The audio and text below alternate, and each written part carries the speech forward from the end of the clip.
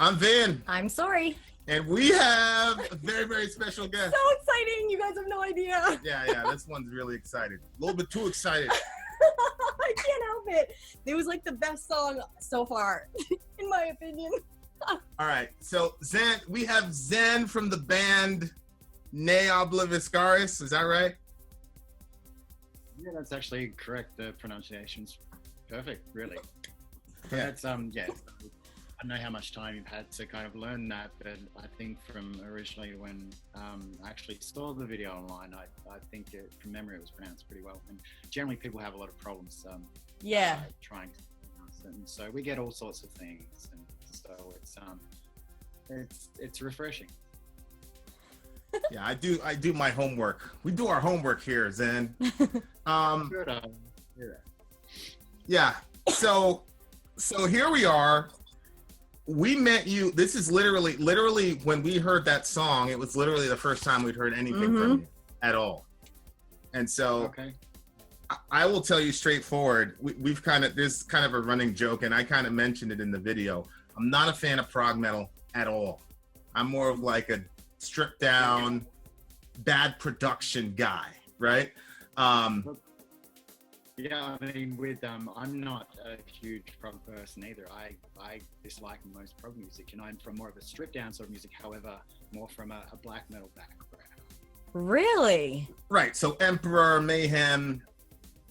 Yes. Terrible production. It sounds like a basement with one little recorder. How did you get in this group then? Well, originally it was, I grew up on black metal music. Well, that was my kind of solid basis for music and that sort of thing. And initially when I started the band 15 years ago, it was meant to be more of a black metal, kind of melodic black metal sort of thing. And then we got the more, you have a lot of member changes and that sort of thing, and it kind of changes the music and dynamic and that sort of thing. And, prog metal is not something that I will actively go and listen to. I probably maybe only own a couple of prog CDs, but most of it does make sense to me. I'm more about kind of the feeling as opposed to hearing every single note that the person's playing. And it's for me, it's that sense of emotion and atmosphere as opposed to how many notes I can play in a bar. Mm. See.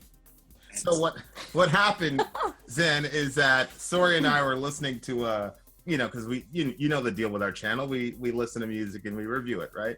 And so there are particular prog metal groups where to me, the way that you articulated it, it's how many notes can we get into a bar, and how many times can I show you that I went to music school and I have now mastered the instrument? Like, that's what prog feels like to me. But you love that stuff. I love it. I feel like there's so much in it, and it feels so artistic and intelligent. I don't know. Like, I love it. Yeah. So I went in with go ahead. Yeah. With prog music, I mean, no disrespect to the people that play that music or the music itself. It's like, I respect musicians being able to do that sort of thing. And, there's fans of that music for a reason. And like, for me, it doesn't really translate to me on sort of an emotional level. And so, but people that are into that sort of thing, I'm sure it does. But it's there's music for everyone that means something to them, and that has. So I'm confused. Do you consider your band prog metal? I believe to a certain degree we have a lot of progressive elements to it. Overall, I'm not totally sure. I don't like to kind of define it as progressive music. I like to think of it, I guess, as, extreme melodic metal to a certain degree. I don't like to define things, because if you give that description to someone, people automatically are thinking of the music that actually sounds like. And to me, I don't like to kind of put things into sort of a genre, because we're a mixture of like everything, really. Yeah. And so, okay. You have progressive elements, but I wouldn't class the band overall is a progressive band. You know, I know people probably disagree to a certain extent, but you know. Yeah, groundbreaking news. But so now let me throw this at you. So then, are there any? And you know, I might get you in trouble with your bandmates. But have there ever been a time when, like for example, in Plague Flowers, like I wanted more lyrics because it was just the world that you painted with the lyrics. I wanted more of it, and I wanted to explore more concepts. And this might be, well, get the album, Vin, right? But are there ever any conflicts where you're like, okay, lyrically I want to say more, but then your guitarist wants to do this and your violinist wants to do that? Or have you guys pretty much figured out a rhythm? We've kind of figured, I mean, we've been to, well, the band as an entity has been together like for 15 years. And, you know, we've changed members over time and whatnot, but the rhythm we've got into is, you know, the music comes first and lyrics and whatnot are sort of written while that's being created, and I kind of get a vibe from that. I mean, the guys don't really necessarily have a say in regards to the lyrics themselves. They kind of entrust me to do it. I kind of give them a general kind of concept of everything, and, you know, I ask them as to whether or not they agree, disagree, and so they kind of trust me in that regard. But, you know, it's when we're writing things, we don't necessarily have a plan to say, you know, this section needs to be longer because I want to put more lyrics here, or it's whatever we kind of feel at that point in time. And, you know, writing lyrics, it's kind of, I guess, I get a lot of feel and everything from the actual music itself. So me writing lyrics prior to the music kind of would, I think, do kind of a disservice in a way. And so, you know, I kind of get that vibe, and I don't like to push things. You know, there's a lot of times I would like to say more, but then, you know, we could write another song where I could, you know, go off on more of a tangent to go into more detail in regards to something specific that I wanted to mention in another song. However, the music would need to kind of speak to me in that sort of way for it. Yeah. Yeah. So when you first, like, so you're saying that the music comes out first and then you write the lyrics to go along with it, correct? Yeah. Well, a lot of the times the lyrics will start as we're kind of writing the music. So I'll get a general vibe to start with, and then the lyrics will come along from that. Do you feel something when you listen to your own music? Yeah, I mean, it's you know, I do. Well, I have to. It's you know, I feel passionate about what we do. I mean, and granted, a lot of the elements may be progressive in some way, as we kind of discussed before. And, you know, for me, this has been a big learning kind of experience to appreciate different sorts of music, because progressive music is not my thing in any way, shape or form. And this kind of writing with so many talented musicians that we have in the band, it's kind of seeing how the music's written and how kind of everything comes together. You get more of an understanding of where it's all coming from, and, you know, why these musicians are influenced by, you know, all these fantastic other musicians, and it kind of, you know, amalgamates and kind of creates sort of a vibe which I can understand from, you know, the ground upwards. So as long if you have an understanding of that foundation and what goes into it, things can kind of translate a lot more. Yeah, I remember looking at the live video because I get kind of obsessive about stuff, and so the song was about 11 minutes. And when we got done the review, I described it as sonically as like the UN of metal, because there were these Spanish scales and then there was the violin, and so it was like it was all over the world kind of thing in one song. Tell me about, go ahead, what were you saying? Quite an interesting description. I like that. Yeah, it was one of those things where I find it, you know, one of my issues with prog metal is that I feel like there's a lot of these experimentation, which is good, that just doesn't fit. But with Plague Flowers, the Kaleidoscope, I just felt like it works so perfectly. Take me into the writing process for that particular song. the music itself, that was written by, I mean, the album that it's from, Port Levi, was written essentially over 9 years. It took us 9 years to release that. Essentially from the amount of musicians we went through, how many issues we had along the way. You know, every band has problems and band member issues and that sort of thing. And we got to a stage where the song was, like, from my vague memory of over that many years ago, but we had quite a few members missing, and, you know, essentially our violinist and our guitarist wrote most of that when we were, you know, trying to look for musicians. And it kind of, as musicians came along, we kind of developed and added little bits here and there, and it kind of grew to the song that it was. And, you know, it wasn't only late into the stage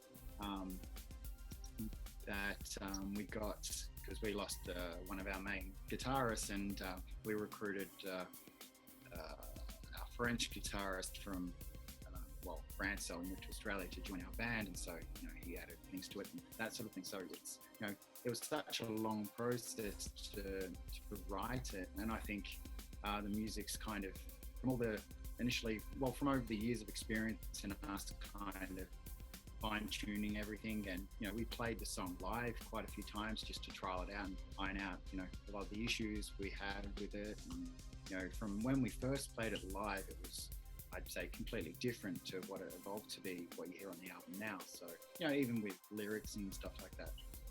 So, and, you know, being a young band, not everyone's, you know, you don't get a lot of people to shows and that sort of thing. So, you know, if the song sounds somewhat different to, you know, how it eventuates, people really aren't going to notice. And, you know, now all the creases are ironed out, and we have, it's more of a whole song that everyone knows now. When I was doing my research, did you guys get, like, did your music get studied at the Conservatorium of Music in Sydney?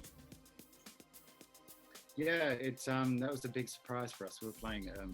I mean, I don't exactly know what's eventuated from that, and whether it's still being used or whatnot. But yeah, quite a few years ago, we were playing a show, and this guy wearing glasses, older guy wearing glasses, I thought he might have been someone's dad picking up their kid from the show or whatnot. And he came up to us and said, you know, I'd like to use your song in the curriculum at the Sydney Conservatorium. And it was just like, it was like a double take, where it's just like, it's not completely registering. Could you kind of say that again?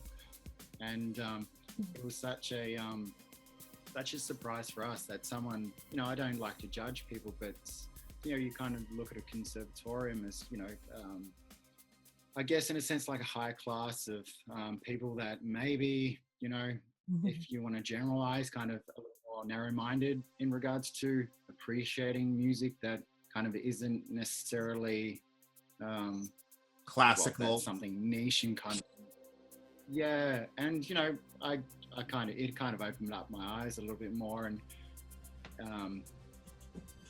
it was kind of odd that someone of that kind of status would kind of approach us to do it. But, you know, I take my hat off to him for being so open-minded and willing to kind of dissect that and, you know, expose his, you know, students to that sort of thing. And, you know, in that regard, it's, you know, when you have a mentor or teacher or whatnot that kind of says it's okay to appreciate this sort of thing and, you know, expand your mind, it's really kind of encouraging for the future for, you know, students of the conservatorium. Yeah. How fulfilling is that? You're working on a song for 9 years. You got the trials and tribulations, losing bandmates, getting new bandmates, dealing with customs, France, Australia. How fulfilling is it to this sort of, not magnum opus, because you guys just started, but it's sort of in that category of, you know, a child almost. What's that like?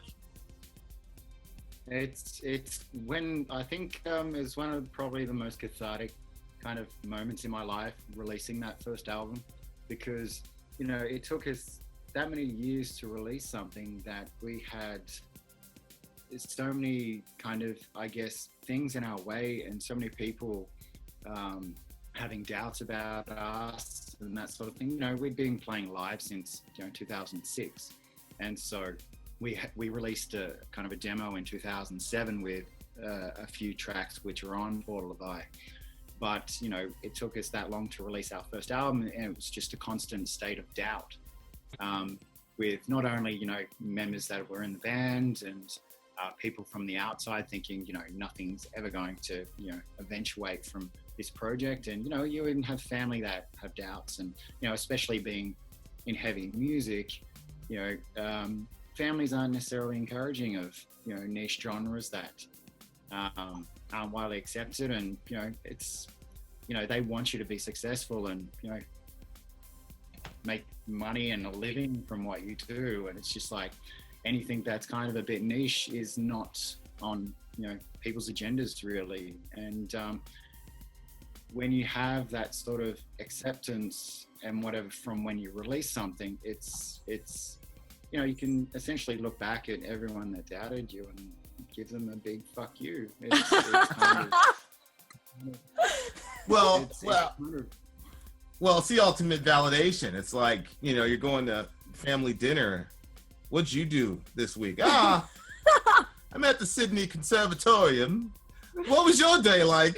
Yeah. Like that's amazing. So that must have been an emotional moment.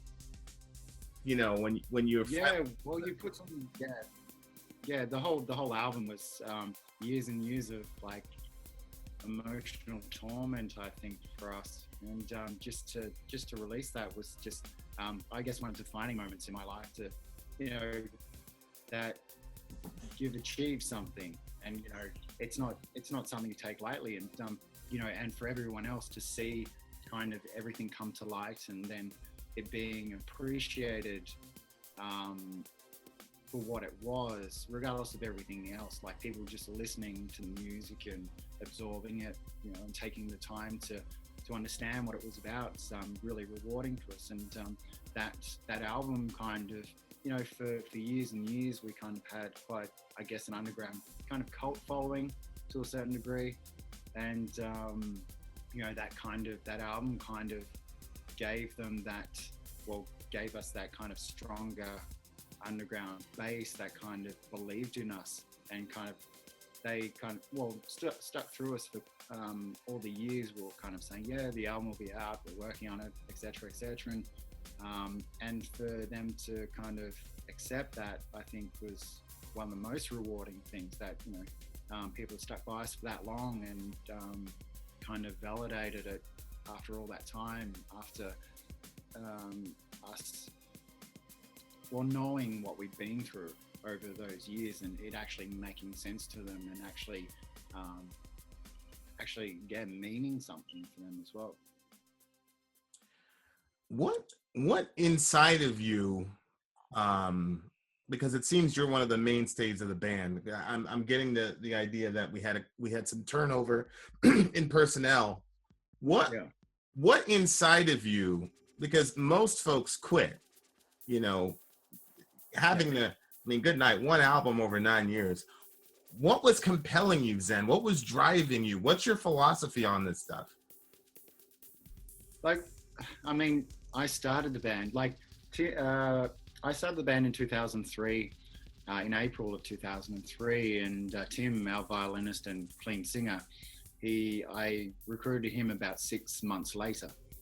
And from the original lineup that we had, we are the only two real founding members. And, I like to... That's crazy. Wow. Yeah, Wait, I like to, when... Are you saying the guy that does the clean vocals? Who's the guy that's been there the whole time with you? Or basically the whole time? Is it the guy that does the clean vocals? Tim. Yes. Okay. Tim Charles is he's so both of us kind of drive the band, and we're complete opposites in everything we do, which I think people kind of get that vibe, especially with on stage and whatnot. He's kind of the sun, and I'm in a sense the moon, I guess. So we're completely different in every aspect of what we do. And we have nothing in common apart from what we kind of want for the band and the drive that we have for the band. And we kind of can agree for, you know, the common cause of making the band as, you know, what we want it to be.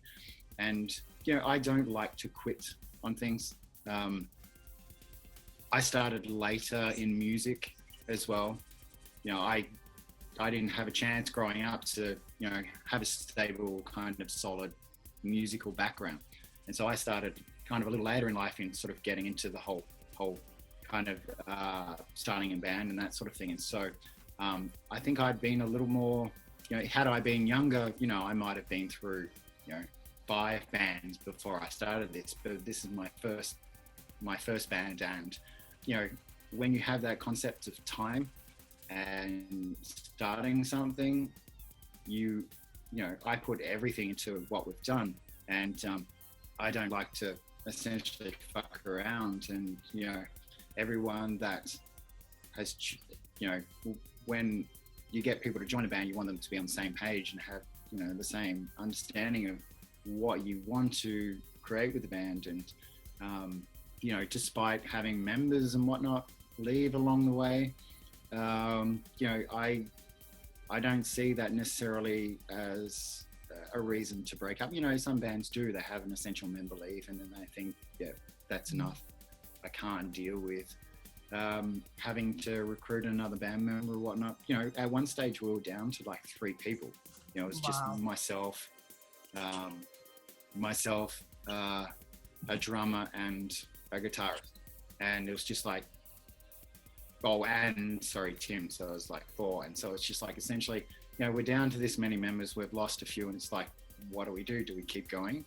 And for me, it's just like, I don't think, you know, one member not having a member there defines the music. If you can't write music after losing someone, then, you know, it's not a collaborative sort of experience. Like, whereas, you know, with us, it's every member in the band contributes to what we do. And so it's pretty sad if one member defines your sound. And I think that's how we've managed to keep going, is just having every member being able to contribute to make the sound we have now. And, you know, it's, in a way, it's kind of proving to ourselves that we don't, like, not one member, it's not a one member band. Like, I started the band, but it's not my band, it's everyone's band. And so as long as we have that kind of mentality, it's I don't think we'll necessarily have an issue moving forward. I think yeah, go for it. Have you like always had art in your soul ever since you can remember? Yeah. And I mean, I'm like, my back, I grew up as a kid drawing and that sort of thing. So I've always been creative, and, you know, I've always had an interest in music, and, you know, like, when I'm not doing music, I'm all, you know, I'm involved in, you know, photography and art and that sort of thing. So that's what I do on site, is like, I do a lot of artwork and whatever for other bands and whatnot. And I'm always creating. If I'm not creating, then I don't feel like I'm living, in a way. Oh, okay. Now, what do you do to, like, I always like think, when I think about, if you have something that like inspires you and then you write it and it's still like an inspiration to you, but then each time, like, if I write something and I read it and I'm like, oh, that's inspirational, I really like that I wrote that, but I don't know if I could read it every single night or without losing some of the feel of that inspiration. Like, how do you keep that inspiration? That song was so inspirational, I can't even describe to you. And like, when we said that at that conservatorium, how it was beside Beethoven as well, like they look over Beethoven's music and they were looking over yours. That made sense to me, because growing up, my mom would sometimes put on Beethoven. I hated it because it made me feel so emotional. I was like, I couldn't stand it. Well, now I think I've broadened my mind a little bit, and I'm like open to feeling that sorrow and feeling the joy and feeling the music. And I felt so much listening to you guys' music, and I was like, how do you feel it and you put it out through your instruments? And can you keep doing that after you've been doing it show after show? Or do you have to kind of like drum it up and push it out? Like, how do you do that? That's an interesting question. It's, you know, for me, like everything I do, I put emotion and whatever into it. You know, I'm not the most extroverted person. And so my way of expressing myself is a lot of the way through creativity. And, you know, there's no point for me in putting something out if it means nothing. For me, it doesn't make sense. And so, you know, everything in life for me has meaning. I do everything for a reason. And, you know, I don't entirely know exactly what it is for the rest of the guys in the band. You know, as long as they believe in the project of, you know, what we're doing, that's all that matters to me. But for me, it's everything we do is an emotional experience. And it's, you know, like a lot of lyrics and whatever that I write, it's all a lot to do with, you know, I write in somewhat of an abstract way, but there's all meanings within it. And, you know, there's a lot of layers to everything, and a lot of it has to do with personal experience for me, but I do kind of, I guess, elaborate a bit more, or make it into more of I dress it up in more of a almost glamorous light to an extent. But, you know, essentially, when it comes down to it, yeah, I always have some sort of emotional attachment to it. And therefore, you know, if we're kind of, you know, playing the song every night for 2 months, it doesn't change the fact of what it means to me. And so therefore, you know, I believe in everything that I've written and everything that I put out. And so, you know, I don't get bored of that. And so, you know, I think everyone's different, and, you know, and that's why I guess, you know, some bands, the singer doesn't necessarily write the lyrics, and which I find a little confusing sometimes, because it's like, you want to be able to, you know, put out there and kind of translate your lyrics to kind of people authentically. And, you know, if, you know, there's bands where, you know, Catharsis will write lyrics, and to me it doesn't make sense. But, you know, every band's different.